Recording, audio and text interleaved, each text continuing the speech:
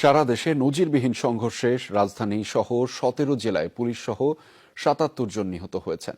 লক্ষ্মীপুরে ৮ জন, নরসিংদীতে ৬ এবং কিশোরগঞ্জ, মাগুরা ও রংপুরে ৪ জন করে প্রাণ হারিয়েছেন।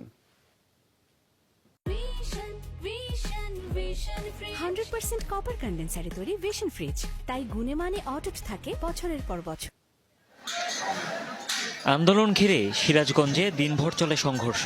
আন্দোলনকারী ও বিরোধীদের সংঘর্ষে নিহত হন রায়গঞ্জ স্বেচ্ছাসেবক লীগের সভাপতি আলামিন ও সাধারণ সম্পাদক গোলাম সারোয়ার।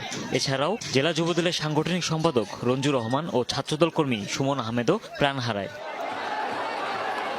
নরসিংদীর মাধবদীতে ঢাকা সিলেট মহাসড়ক অবরোধ করে আন্দোলনকারীরা। পৌরসভায় প্রবেশের চেষ্টা করলেই বিরোধীদের সাথে বাধে সংঘর্ষ।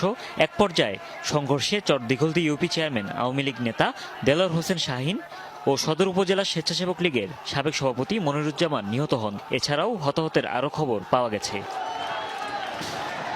মাগুরাতে দুপক্ষের সংঘর্ষ ঘিরে প্রাণ ঝরেছে, মারা যান মেহেদী হাসান রাব্বি।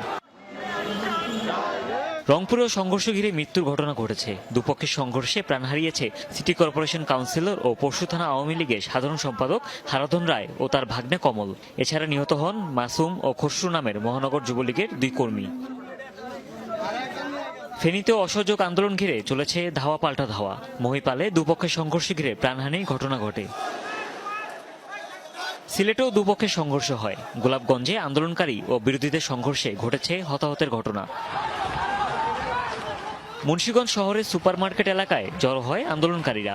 এই স্থানে বিরোধীরা অবস্থান নিলে বাদে সংঘর্ষ ঘটে, হতাহতের ঘটনা। বরিশালের নথুল্লাবাদেও হয় দুপক্ষের সংঘর্ষ।